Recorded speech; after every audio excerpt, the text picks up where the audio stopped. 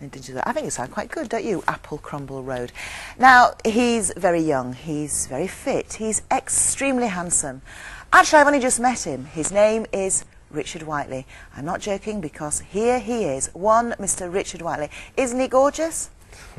And seated alongside him is somebody that you may also know, whose name escapes me, actually. No, it is the Richard Whiteley. And this poor man has had to suffer for how many years? Obviously slightly less than this Richard Whiteley. I've had a good few years of it now. So what do people say when you say, hello, my name's Richard Whiteley? Well, they're a bit shocked, obviously, and then straight away say, well, you don't look like him, that's what they say. Oh, I think there's a similarity, don't you? I mean, I think they look quite similar. Now, seriously, you are one of the Richard Whiteleys that this Richard Whiteley, are you following this, did find to celebrate the 3000th edition of Countdown, indeed. That's right. Correct. Yes. We found about 5, actually. There's quite a lot in the whole country.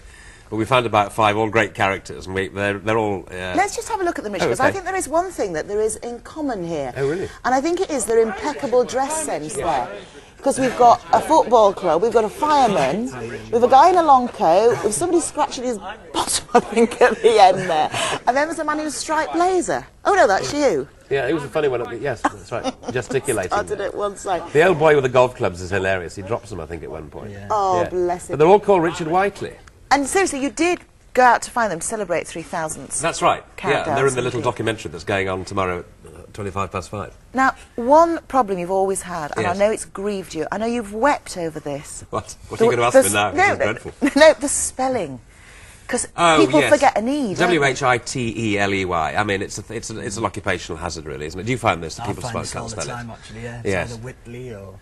Whitley or Whiteley or whatever. But yes, it is. But you get really peeved, don't you? I have been known to get a bit... I have been... They've spelt my name wrong in the Radio Well, Times. a man's got to have some pride, you know, and if you can't be proud of your name, what can you be proud of, for goodness sake? Absolutely. No, and this gentleman is equally as proud of his name.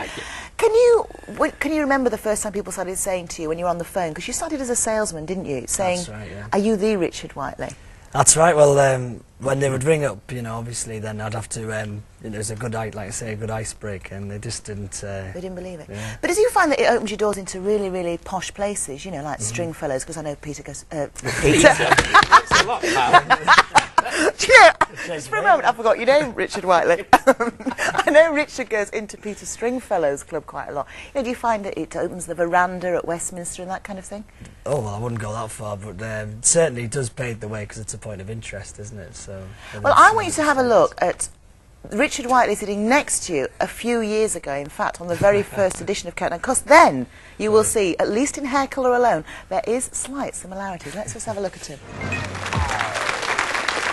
Hello, good evening, and as the countdown to a brand new channel ends, a brand new countdown begins. This countdown is a quiz game that all of you can play at home, and if you're good with figures, or you figure you're good with letters, well, we think this could be the game for you. The countdown, in fact, is about numbers as well as letters, and we figure we've got a pretty good figure ruling that part of the game.